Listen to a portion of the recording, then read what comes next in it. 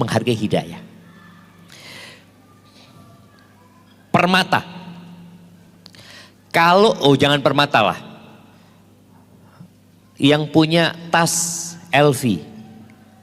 Coba kasihkan ke tukang sayur. Kira-kira sama tukang sayur itu dibuat apa? Ya buat isi duit kembalian, ini apa semua. Kenapa? Karena dia nggak tahu ini barang mahal. Maka dia tidak akan menghargai. Ya, anak pernah dikasih makanan jemaah. Dikasih makanan, ya sudah biasa dikasih jemaah makanan. Sampai tahu-tahu Sohaib mengatakan, Ustadz, makanan yang dikirimkan ke Ustadz itu harganya 1,2 juta. Anak ngomong, mosok. Kita udah kasihkan ke tukang-tukang. Bagikan, kan kita enggak tahu ya, kita mau berbagi. Tapi kalau tahu mahal, wah dia disayang-sayang jemaah. Motongnya dikit-dikit gitu jemaah. Kebanyakan kita itu enggak tahu dengan hidayah tersebut, maka dia tidak menghargai. Bahkan banyak di antara mereka ketika ditawarin hidayah, apa kata dia? Ya Ustaz, belum dapat hidayah Ustaz, doakan Ustaz. Padahal di hadapan dia hidayah itu. Jadi kalau bicara nilai hidayah itu, maka tergantung tujuannya. Hidayah itu petunjuk ya. Kalau kita dikasih buku petunjuk, ini petunjuk mengantarkan antum ke harta karun. Masih ingat ya cerita-cerita orang yang dapat peta harta karun. Bagaimana petanya, bukan harta karunnya aja. Petanya ini diperebutkan. Belum hartanya tidak ada, hartanya tidak ada. Belum tentu petanya benar. Tapi itu sudah diperebutkan ya ceritanya. Perompak ya, yang dapat harta karun berangkat dengan kapalnya yang bertaruh nyawa sampai ke tempat ternyata palsu petanya aja. Itu diperebutkan. Maka nilai hidayah itu, nilai petunjuk itu sesuai dengan dia menunjukkan ke apa.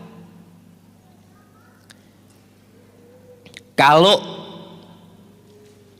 petunjuk ini mengantarkan emak-emak untuk awet muda, Masya Allah, antum lihat ya, yang namanya tempat perawatan buat emak-emak itu, Masya Allah, ada lagi, baru lagi, terus. Kenapa? Karena dia ingin supaya awet muda. Emak-emak bisa awet muda enggak? Bapak-bapaknya awet muda, ya tambah tua lah Ustaz. Maka dia berusaha. Ini ada ramuan yang membuat orang terus awet muda, nggak akan pernah tua. Kebal penyakit, kita paling takut sama penyakit. Membuat hormon kebahagiaan terus bertambah. Orang seneng terus. Sembuh dari kanker. Antum lihat orang kalau sudah kena kanker, kata dia, Bapak berobat ke Penang. Berangkat enggak? Berangkat. Enggak punya fulus. Tapi anak punya sawah. Dijual sawahnya. Perempuan yang punya perhiasan di rumahnya, ketika divonis kanker stadium 4, ini butuh biaya sekian. Dia relakan semua yang dia tabung demi untuk sehat. Ini hidayah yang kita bicarakan ini mengantarkan untuk sembuh dari segala penyakit ya, Mak. Narkoba itu ada yang membuat orang fly, ada yang membuat orang semangat. Betul seperti itu. Siapa yang tahu? Nah, ada yang membuat orang nggak sadar ya, mabuk. Tapi ada yang membuat orang jadi semangat. Ini ramuan yang kita bicarakan ini membuat orang itu nggak tidur. Lama-lamanya.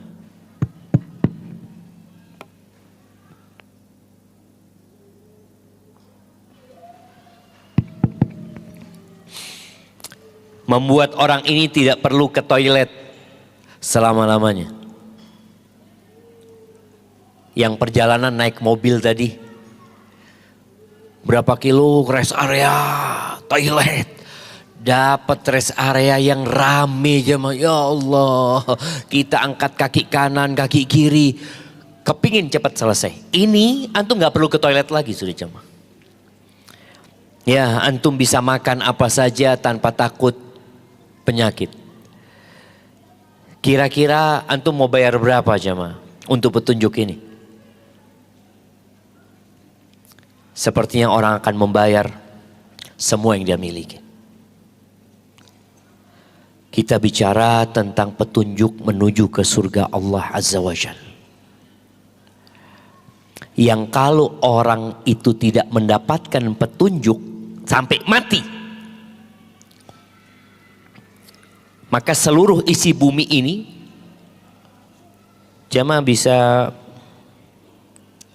lihat di halaman kedua yang punya bukunya. Maka seluruh isi bumi ini tidak ada gunanya bagi, nggak ada manfaatnya. Antum punya kekayaan seperti apapun nggak ada gunanya. Allah berfirman di surat Al-Maidah ayat 36 sampai 37. Siapa yang mau baca? Surat Al-Maidah ayat 36 37. Tafadhol.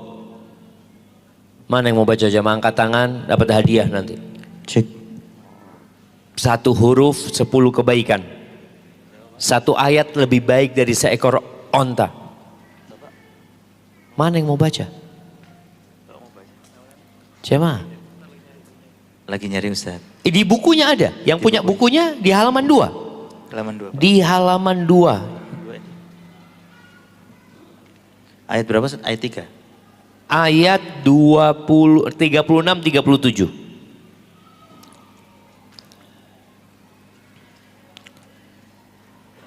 Saya bacakan Ustaz. Tafadhal. A'udzu billahi minasy syaithanir rajim. Inna iddatash syuhuri 'indallahi Al-Maidah. Al-Maidah ayat 36 37. A'udzu billahi minasy syaithanir rajim. Innal ladzina kafaru law anna lahum ma fil ardi jami'an wa mithlahu ma'ahu liyaftadu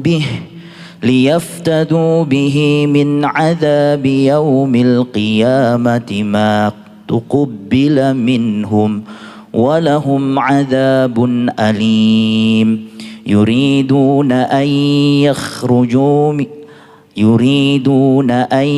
يخرجوا من النار وما هم بخارجين منها ولهم عذاب مقيم.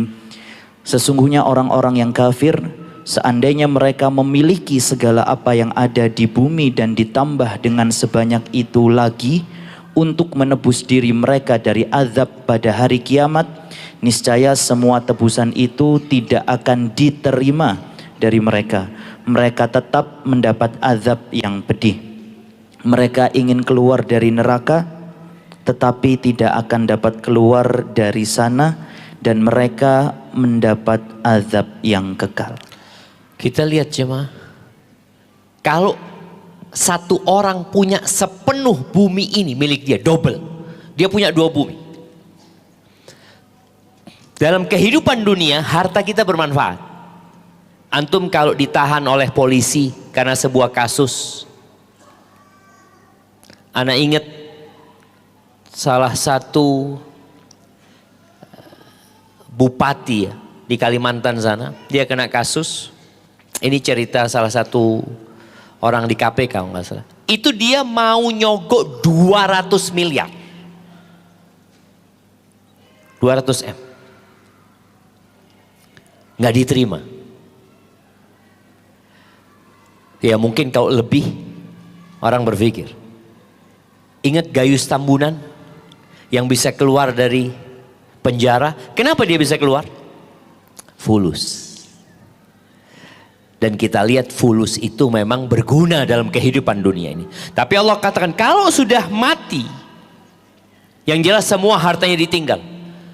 Dan Allah katakan dia kalau mau menebus dirinya dengan seluruh bumi ini double, matuqubila min, nggak bakal diterima dari dia. Walahum adzabun alim. Dia akan mendapatkan azab yang pedih sekali. Mereka ingin keluar dan tidak akan pernah keluar dari neraka. Ini harganya hidayah kita jemaah. Kita kalau bicara hidayah, berapa harganya? Sepenuh bumi ini double. Tapi ternyata enggak diterima ternyata. Berarti lebih mahal lagi hidayah itu jemaah. Baik, di ayat lainnya, di surat Ali Imran, makanya orang yang baca Quran di bulan Ramadan kemarin, dia hatam dengan membaca artinya, dia akan lewat nih ayat ini jemaah. Dia akan lewat ayat ini dan dia akan merasakan, ya Allah mahal banget hidayah yang Allah berikan kepada aku. Coba kita baca di surat Al Imran ayat 91. Naam. A'udzu billahi minasyaitonir rajim. Innal ladzina kafaru wa matu wa hum kuffarun falan yuqbala min ahadihim فلن يقبل من أحدهم ملء الأرض ذهبا ولو افتدى به أولئك لهم عذاب أليم وما لهم من ناصرين. Sungguh orang-orang yang kafir dan mati dalam kekafiran tidak akan diterima tebusan dari seseorang di antara mereka sekalipun berupa emas sepenuh bumi, sekiranya dia hendak menebus diri dengannya. Mereka itulah orang-orang yang mendapat azab yang pedih dan tidak memperoleh penolong. Subhanallah jemaah. Mana yang punya toko emas? Ada jemaah kita yang punya toko emas. Berapa sih emas yang dimiliki Indonesia ini? Tidak sepenuh Indonesia. Ada di beberapa tempat. Bayangin ya, kalau sekota Malang aja ini, batu ini, tumpukan emas 5 meter ke atas. Banyak apa sedikit? Banyak. Tapi itu sedikit. Dibandingkan sepenuh bumi ini emas. Satu orang mau nebus dirinya dengan sepenuh bumi ini emas, kata Allah, ma tuqubbil. Naam, fala yuqbala min ahadihim mil'ul ardi dhahaban. Enggak bakal diterima walaupun dia ingin menebus dirinya. Tapi mau minta tolong sama orang, saya punya kenalan, ada orang baik yang mungkin bisa nolong saya, enggak bakalan diterima. Jadi ahibati fillah, bahkan mereka ingin menebus dirinya dengan anaknya. Kita tuh sayang sama anak kita kan. Yang punya anak 5, 6, 7, 10 mungkin. Dia sayang sama anak-anaknya. Allah sebutkan di surat Al-Ma'arij. Coba dibuka. Ini ana tadi tambahkan dalam tulisan ini. Dibuka di handphonenya mungkin di surat Al-Ma'arij ayat 11 sampai ayat 15. Dibaca. Tafadhal. Yubassarunahum يود المجرم لو يفتدي من عذاب يومئذ ببنيه وصاحبته وأخيه وفصيلته التي تؤويه ومن في الأرض جميعا ثم ينجيه. Sampai ayat 16. 15.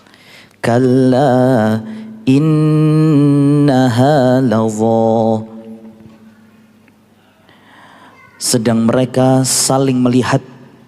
Pada hari itu orang yang berdosa ingin sekiranya dia dapat menebus dirinya dari azab dengan anaknya dan istrinya dan saudaranya dan keluarga yang melindunginya di dunia dan orang-orang di bumi seluruhnya, kemudian mengharapkan tebusan itu dapat menyelamatkannya.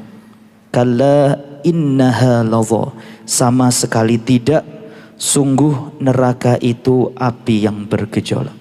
Allahu Akbar jemaah. Harta sudah tidak berguna. Orang berpikir apa kira-kira yang bisa dengannya ana menebus diri ana.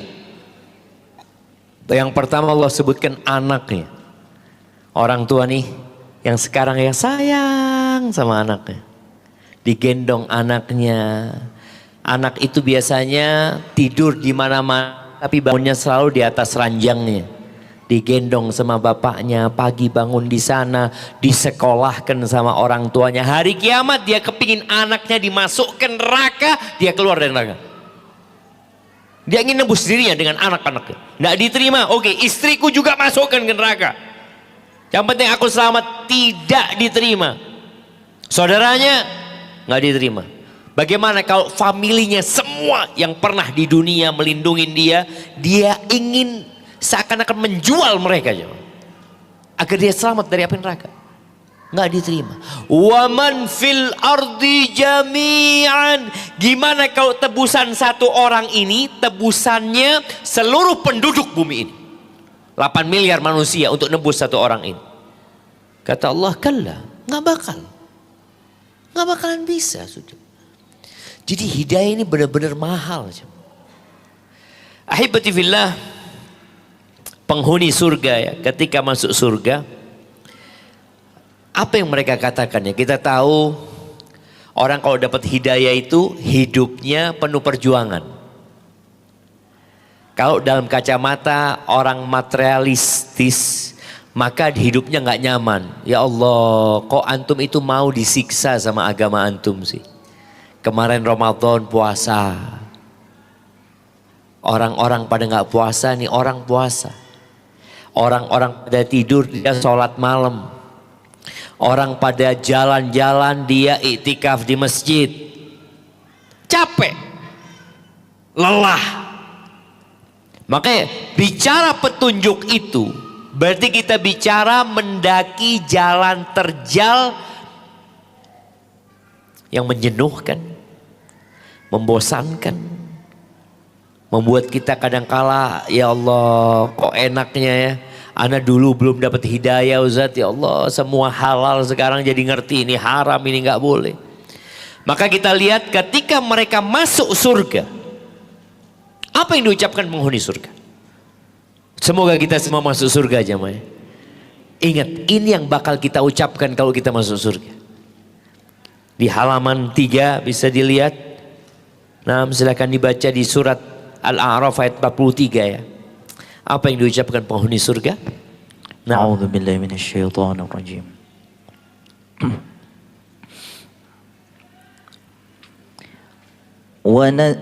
ونزعنا ما في صدورهم من غل تجري من تحتهم الأنهار وقالوا الحمد لله الذي هدانا لهذا وما كنا لنهتدي لولا أن هدانا الله لقد جاءت رسل ربنا بالحق ونودوا أن تلكم الجنة أورثتموها بما كنتم تعملون. Dan kami mencabut rasa dendam dari dalam dada mereka. Di bawahnya mengalir sungai-sungai. Mereka berkata, segala puji bagi Allah yang telah menunjukkan kami ke surga ini. Kami tidak akan mendapat petunjuk sekiranya Allah tidak menunjukkan kami. Sesungguhnya Rasul-Rasul Tuhan kami telah datang membawa kebenaran. Diserukan kepada mereka, itulah surga yang telah diwariskan kepadamu karena apa yang telah kamu kerjakan. Allahu Akbar. Itu yang bakal diucapkan. Alhamdulillahilladzi hadana lihada. Segala puji bagi Allah yang memberikan petunjuk kepada kami untuk masuk surga. Jadi kita bicara petunjuk ini bagaimana kita masuk surga Allah Azza wa Jalla. Wa ma kunna linahtadi laula an hadanallah. Enggak bakalan kita dapat hidayah kalau Allah tidak memberikan hidayah kepada kita. Maka hidayah ini mahal.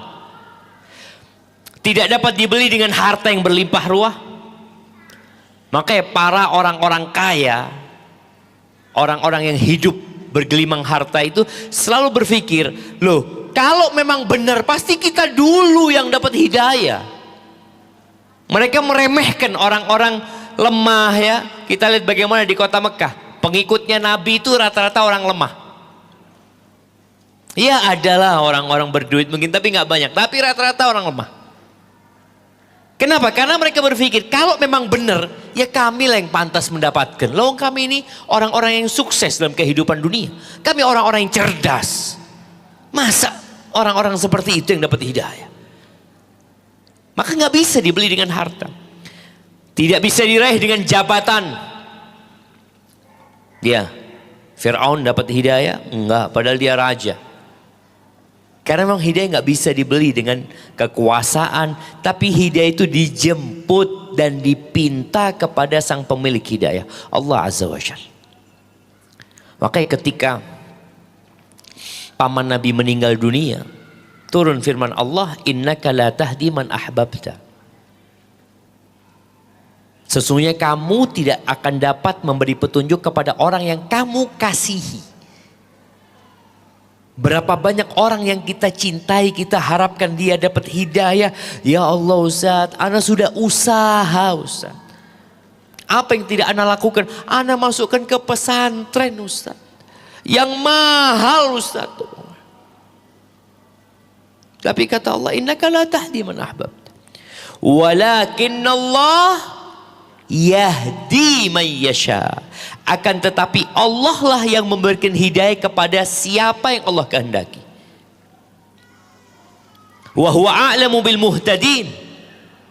Dan Allah itu lebih tahu siapa yang pantas mendapatkan hidayah. Makanya kadang-kadang kita mikir, loh kenapa ya kok nggak dapat hidayah orang itu ya? Padahal orang itu orang baik loh Ustaz.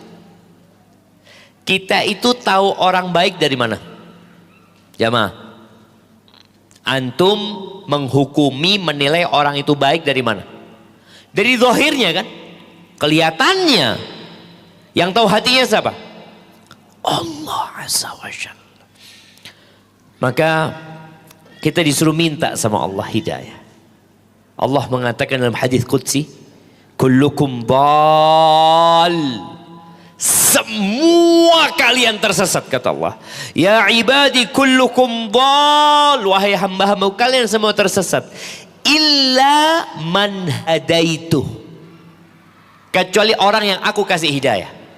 Jadi kita ini bisa benar karena Allah kasih hidayah. Terus apa yang harus kita lakukan? Fastahduni ahdikum. Kalian mintalah hidayah kepadaku, aku akan kasih petunjuk kepada kalian. Kembali kepada awal yang kita bicarakan, kenapa kita tiap sholat mengatakan ihdinas siratal mustaqim. Antara sholat subuh sama sholat zuhur ada kemungkinan kita menyimpang dari jalan Tuhan. Alhamdulillah selamat kita sampai zuhur. Kita doa lagi ihdinas siratal mustaqim. Nanti antara zuhur sama asar ini, apakah ada jaminan kita akan benar? Nggak ada, makanya kita minta sama Allah. Waktu asar minta lagi sama Allah. Waktu maghrib minta lagi sama Allah. Waktu isya minta lagi sama Allah. Belum lagi orang ini kalau minta lagi hidayah dengan sholat malamnya, minta lagi hidayah sama Allah Azza wa Jalla. Hanya saja kita nih kalau baca Al-Fatihah, kadangkala dibacanya sebagai sebuah rukun sholat saja. Ya sudah dibaca. Anak sendiri merasakan hal itu. Karena Al-Fatihah kita sudah hafal. Baca Al-Fatihah ya seperti air, tahu-tahu waladdallin amin. Lu anak minta apa tadi? Maka hibati fillah kita disuruh minta. Dan orang itu kalau minta sama Allah, apabila hatinya tidak hadir, Allah nggak kabulkan. Kata Nabi SAW, la yastajibullah du'aan min qalbin lahin ghafil. Allah nggak ngabulin doa kalau sumbernya tidak menghayati, dari hati yang lalai, yang lengah. Ya kita sholat kadangkala baru ingat ketika tasyahud akhir. Asyhadu, sudah tasyahud ternyata. Lu dari tadi itu kemana tuh? Ahibati fillah, Hampir dalam setiap khutbah Nabi SAW, dalam khutbatul hajah, Nabi mengatakan man yahdillah. Antum ingat ya? Man yahdillah fala mudhillalah wa man yudlil fala hadiyalah. Barang siapa yang Allah berikan hidayah kepadanya, maka tidak akan ada yang dapat menyesatkannya. Nggak ada. Ingat Nabi Yusuf digodain sama perempuan. Kira-kira antum kalau digodain sama perempuan gimana? Antum dikejar sama perempuan di rumah kosong, antum lari? Wallahu a'lam saja. Wallahi siapa? Nabi Yusuf lari. Nabi Yusuf sudah ada perasaan sama perempuan, ada udah perasaan itu. Tapi laula an ra'a burhana rabbih, Allah kasih hidayah sama Nabi Yusuf untuk lari, untuk menyelamatkan diri. Karena wajar seorang pemuda, jangan pemuda yang tua, dititipin perempuan kira-kira bisa dijaga. Wallahu a'lam saja. Lebih baik anak tidur di tempat lain. Nah, Nabi Yusuf diselamatkan sama Allah. Allah yang menyelamatkan. Makanya ketika Nabi Yusuf dikasih tawaran ya, antara memenuhi keinginan mereka sama penjara, Nabi Yusuf dikasih hidayah lagi sama Allah. Penjara lebih baik buat aku ya Allah. Makanya barang siapa yang dikasih petunjuk sama Allah, sejuta manusia mau nyesatkan dia, tetap dia di atas ketaatannya. Tapi sebaliknya, waman yudlil fala hadiyalah. Barang siapa yang ditetapkan tersesat sama Allah, nggak ada yang bisa ngasih hidayah. Jadi coba kita renungkan paman Nabi SAW. Paman Nabi ini sayang loh sama keponakannya. Bahkan dia tahu siapa keponakannya ini. Sejak kapan? Ya kalau riwayat safarnya Nabi berdagang ke Syam itu benar. Ketika umur 12 tahun itu diprosesikan oleh para ulama. Sebagian membenarkan. Pamannya tahu ini anak bakal jadi nabi. Sejak anak itu umur 12 tahun. Umur 40 tahun jadi nabi. Tahu pamannya nih keponakan gak pernah bohong. Gak pernah berdusta. Hari-hari menyingkap kebenarannya terus. Dan pamannya dengar ayat-ayat Quran. 10 tahun ya mah. Sampai mau mati didatengin sama Nabi SAW.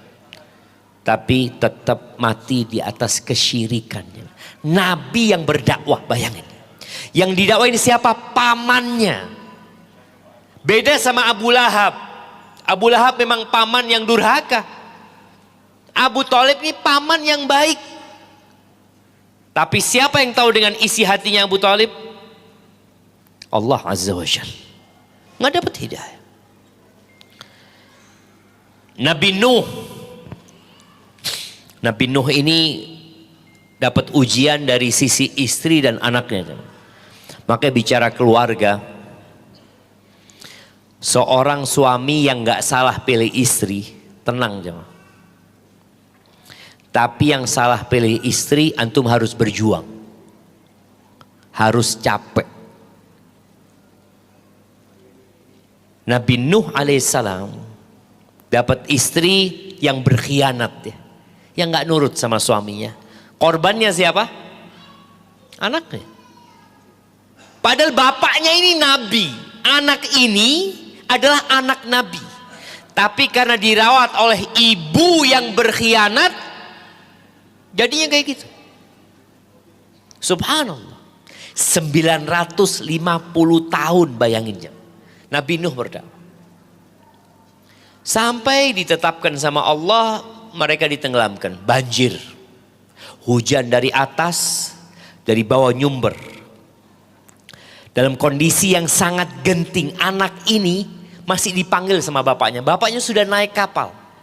Nabi Nuh ini sayang sama anaknya jemaah. Secara fitrah, tabiatnya, bapak sayang sama anaknya. Allah ceritakan, kalau kita lihat nih, di Surat Hud ya, ayat 42 43. Allah mengatakan wahiyya tajri bihim fi maujin kaljibal.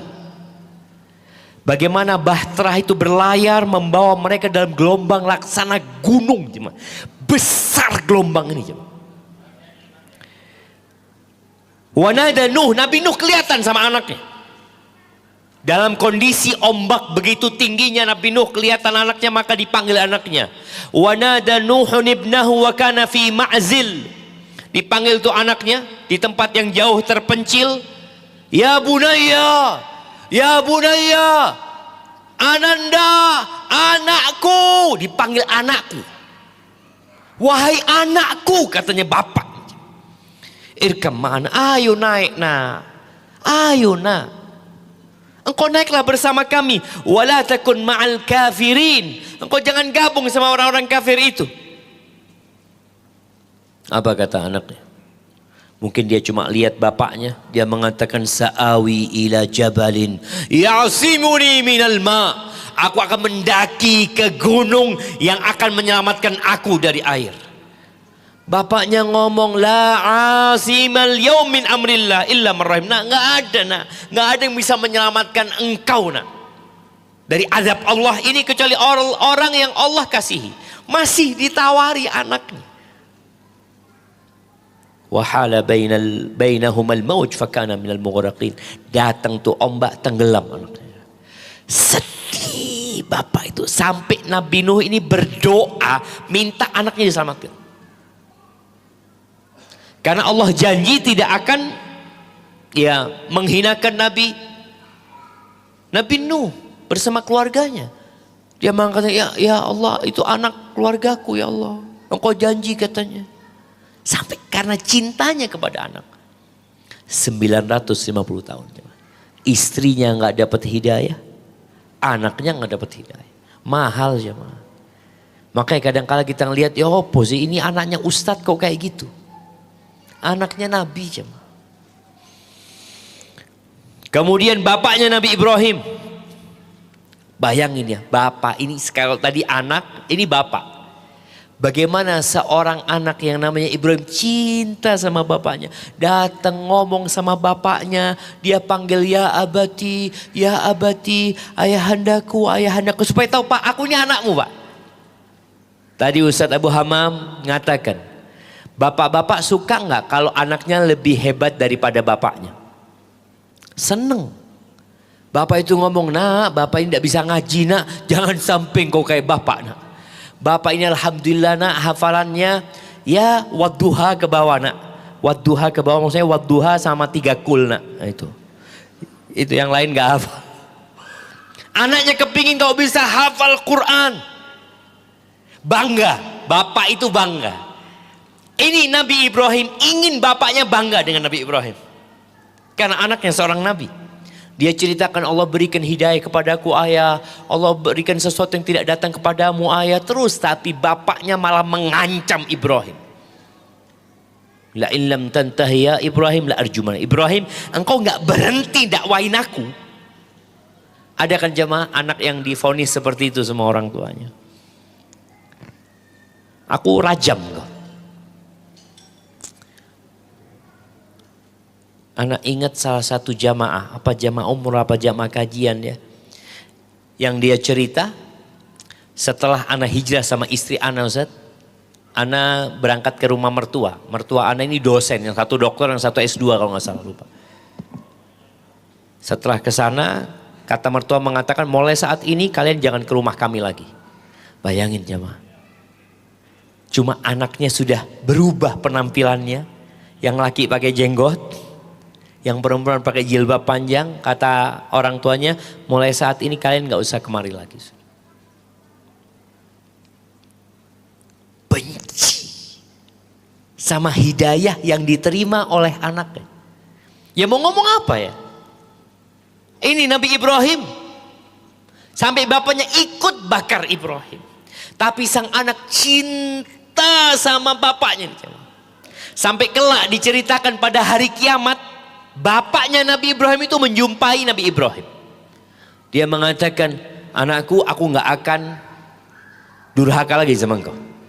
Aku akan nuruti apa yang kau inginkan. Itu Nabi Ibrahim masih ingin doakan bapaknya. Dari sayangnya anak sama bapak. Tapi nggak bisa. Selesai aja urusan. Istri Nabi, tadi 2 istri Nabi Lut, istri Nabi Nuh alaihissalam ya.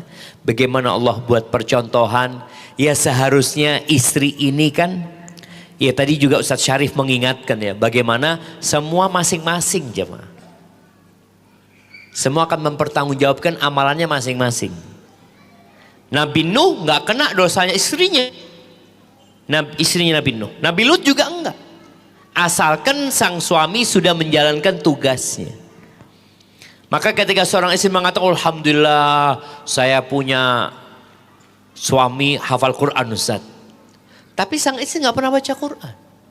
Saya punya suami alhamdulillah Ustaz, puasa Senin Kemis. Istrinya, alhamdulillah Ustaz ya, mudah-mudahan nanti amalnya suami dapatlah bagiannya. Enggak jemaah. Ya kita berusaha untuk beramal ya. Tapi kita lihat contoh Allah jadikan contoh dalam Al-Quran. Agar kita berhati-hati dengan pasangan hidup kita. Ada pasangan hidup kita yang musuh buat kita. Menjadi penghalang hidayah. Iya. Suaminya Masya Allah mau puasa Senin Kemis. Ngomong sama istrinya, dek aku nanti mau sahur ya. Aduh mas gak usah lah sudahlah. Bapak-bapak gimana dapat istri kayak gitu? Ya Allah, kok kayak gini istri anak? Mau diapakan bapak-bapak? Mau ditukar? Mau itu anak kayaknya tukar sama mertua, mungkin ada yang lainnya. Jadi perbaiki. Tapi itulah ujian kita. Ada seorang istri yang kayak gitu. Setiap mau puasa sunnah kan harus izin sama suaminya. Kalau suami nggak perlu izin sama suaminya, tapi kadang-kala suami perlu bantuan istrinya buat sahur. Maka bapak-bapak kalau istrinya nggak suka puasa sunnah ya siap-siap kurma lah di rumah lah. Udah sahur kurma aja sudah bismillah. Tapi jelasnya tadi, ketika seorang istri itu wajib izin sama suaminya mau puasa sunnah. Ngomong, bang aku mau puasa ya? Enggak lah janganlah. Padahal sang suami nggak ada perlu sama istri. Tapi dia melarang istri. Istri harus izin sama suami. Ini ujian. Fir'aun, ya kita tahu ya bagaimana kisah Fir'aun ya. Fir'aun ini ngundang penyihir-penyihir. Dari awal Fir'aun itu sudah, ya kalau dilihat dari ucapannya Fir'aun, ketahuan isi hati orang itu. Fir'aun mengatakan, yuk tanding. Harapan kita penyihir menang, kita ikutin penyihir. Jadi dari awal memang dia cari pembenaran.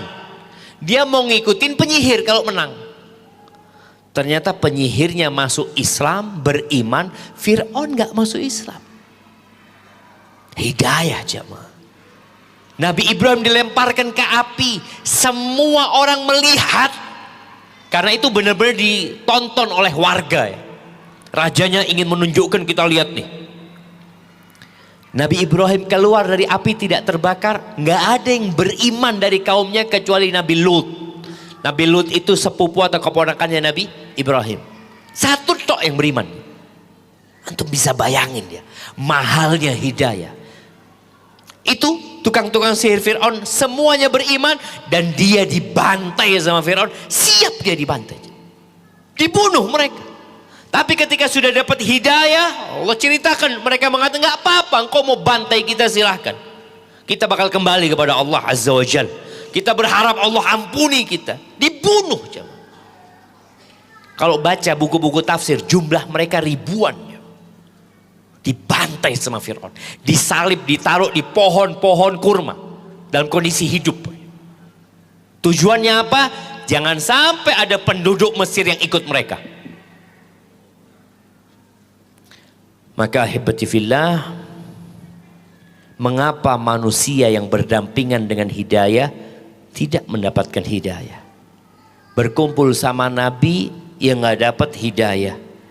Ternyata memang ada faktor-faktor yang jadi penghalang orang mendapatkan hidayah. Itu yang akan kita bahas besok insyaallah jamaah. Karena Ana lihat waktunya makan malam. Tapi ana kembalikan ke MC, jazakumullah khairan. Barakallahu fiik Ustaz, Masya Allah, terima kasih. Jazakumullahu khairan katsira atas materi yang sudah disampaikan di malam hari ini. Karena waktu yang terbatas Bapak Ibu sekalian, insya Allah mungkin satu pertanyaan dari ikhwan dan satu pertanyaan dari akhwat mungkin bisa akhwatnya dituliskan dan disampaikan ke panitia. Yang ikhwan, fadol. Sebutkan nama dari mana Bapak. Baik. Assalamualaikum warahmatullahi wabarakatuh. Ustaz, nama saya Waalaikumsalam warahmatullahi wabarakatuh. Debi dari Semarang, Ustaz. Ahlan wa sahlan. Barakallahu fikum. Baik, mungkin singkat ya Ustaz. Terkait tadi yang kita bahas tentang hidayah ini Ustaz. Mungkin betul tadi rasanya itu hidayah itu kan mahal ya Ustaz ya. Kita mungkin merasakan ya Ustaz, seperti hidayah itu kita saat datang acara seperti ini, kumpul-kumpul dengan teman-teman di masjid itu kan rasanya, wah ini nih hidayahnya kayaknya kita itu satu-satunya orang yang dapat hidayah nih. Nah tapi nanti pas balik ke mungkin pulang ke rumah, pulang ke lingkungan kantor itu rasanya itu kayak yang seperti yang Ustadz Sawik tadi bilang itu kok tambah jauh ini ya rasanya. Nah itu yang paling utama kira-kira apa ya Ustadz yang bisa menjaga agar kita itu bisa kencengnya sama itu Ustadz antara yang pas di luar sama yang di forum-forum seperti ini Ustadz. Mungkin itu. Masya Allah. Jazakallahu khair Ustadz. Assalamualaikum. Waalaikumsalam warahmatullahi wabarakatuh. Iya, ibu-ibu bisa langsung juga mungkin Ya, yang silahkan atau baik, mungkin langsung aja. Oke, ada mic silakan. Ada mic bisa di langsung sana? dipakai. Bu, ada mic. kayaknya mic-nya di sini semua. Maksudnya ada 2 mic di tempat ana. Baik, Ustaz. Dibawa sama anak-anak tadi kayaknya. Oh ada. Baik, tafadhal.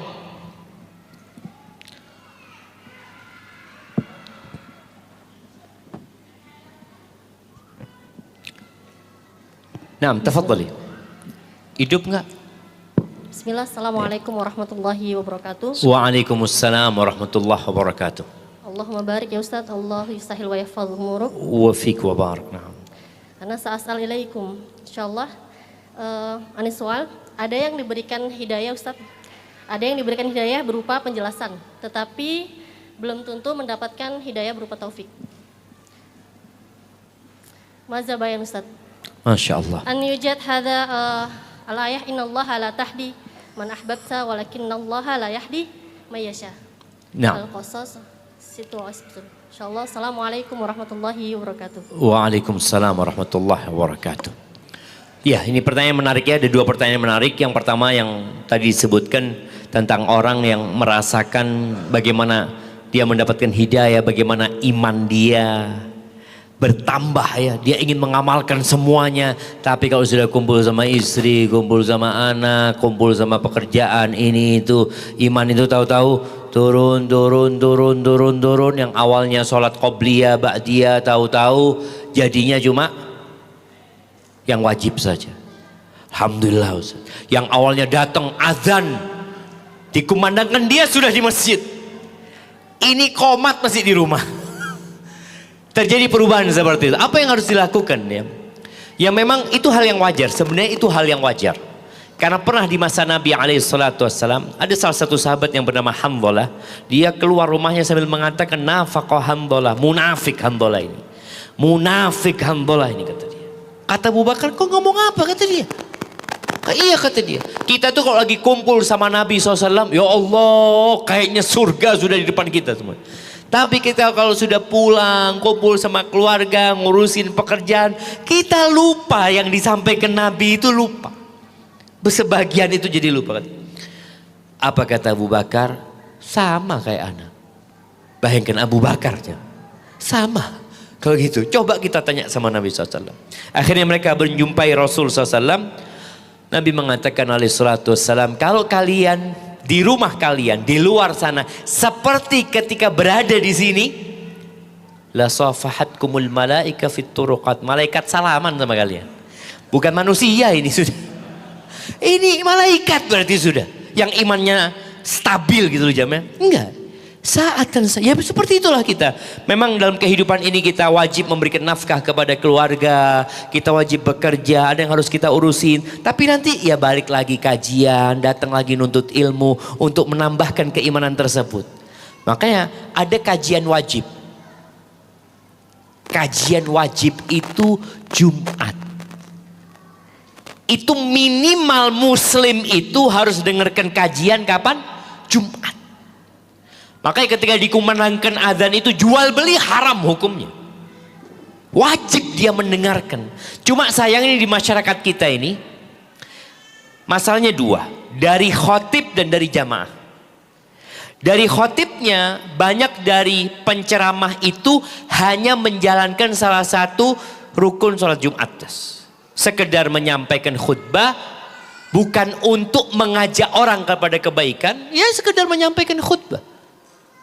Makanya sebagian khutbahnya disampaikan dengan bahasa yang tidak difahami oleh yang hadir. Beberapa masjid itu ceramah pakai bahasa Arab. Iya, memang di beberapa fikih disebutkan ya khutbah harus bahasa Arab karena Nabi SAW menyampaikannya dengan bahasa Arab. Padahal tujuan Nabi menyampaikan itu apa? Mengajak orang kepada kebaikan. Kalau yang diajak ngomong orang Jawa, khutbahnya bahasa Arab, ya sholat Jumatnya sah, khutbahnya sah. Tapi dampak dari khutbah itu kurang gitu. Makanya paling tidak usahakan kita sebelum khotib naik mimbar kita sudah datang. Kalau antum mungkin nggak kajian Jumatan itu pilih masjid yang khotibnya memang benar-benar mengajak kita untuk jadi lebih baik. Itu yang wajib. Kemudian baca Quran ya. Jangan lupa untuk baca Quran karena Quran ini nyambung nih dengan pertanyaan dari ibu-ibu tadi berkaitan dengan hidayah. Hidayah itu dua. Al-Quran itu kan hudan lil muttaqin, petunjuk buat orang-orang yang bertakwa. Hudan linnas, petunjuk buat umat manusia. Tapi kenapa banyak orang nggak nerima Al-Quran? Jadi hidayah itu ada dua, namanya hidayatu irsyad atau hidayatu bayan dan hidayatu taufiq. Hidayatul irsyad ini petunjuk menjelaskan tentang hukum, menjelaskan tentang jalan. Seperti orang tanya, jalan menuju ke Batu itu mana? Sana lurus belok kiri. Baik. Orang ini ternyata ragu sama omongan ini. Kira-kira diikuti nggak? Nggak diikuti sama dia. Dia mungkin ke kanan tersesat nantinya. Padahal sudah dikasih petunjuk. Begitu pula manusia dikasih petunjuk, diutus Nabi, diturunkan Al-Quran, dikasih penjelasan kepada mereka. Tapi tidak semua orang menerima. Maka yang kita minta ketika sholat, kita sholat minta apa Ustaz? Ihdinas siratal mustaqim itu minta hidayatul bayan atau hidayatul taufik, minta dua-duanya. Hidayatul taufik ini hidayah untuk menerima hidayah dan mengamalkannya. Itu hidayatul taufik. Contoh, kita tahu umpamanya tentang keutamaan sholat witir. Tahu, dikasih penjelasan sama Ustadz, dapat hidayah, dapat. Makanya ada orang mengatakan, "Afwan, ana belum dapat hidayah Ustadz." Loh, udah dikasih penjelasan antum. Udah dapat hidayah. Allah itu tidak akan mengadab sampai menurunkan hidayah. Yaitu memberikan penjelasan kepada mereka. Cuma taufik itu orang jadi semangat untuk mengamalkan, ya tadi kita butuh pertolongan Allah tentunya. Jadi seperti itu, minta lalu kepada Allah hidayatul bayan dan hidayatul taufik, karena orang yang ngerti belum tentu mengamalkan. Kata Ibnul Qayyim, kesempurnaan orang itu dengan dua hal. Dengan ilmu yang dengannya dia tahu, dengan petunjuk tadi hidayatul bayan, dia tahu halal sama haram. Dia tahu yang benar sama yang salah. Yang kedua, bihimmatin aliyah turaqi, dengan semangat dan tekad yang kuat yang membuat dia mengamalkan hidayah tersebut. Barakallahu fiik, Masya Allah. Lewat 1 menit jemaah, insya Allah besok ketemu lagi. Jangan lupa Rasulullah SAW kalau safar memang beliau nggak sholat rawatib karena sholatnya memang di qashar atau di jamak, tapi beliau tetap sholat witir. Usahakan sholat witir sebelum tidur 3 atau mau sholatnya jam 2 juga boleh. Barakallahu fikum. Na'am. Barakallahu fikum, jazakumullahu khairan katsira, kami sampaikan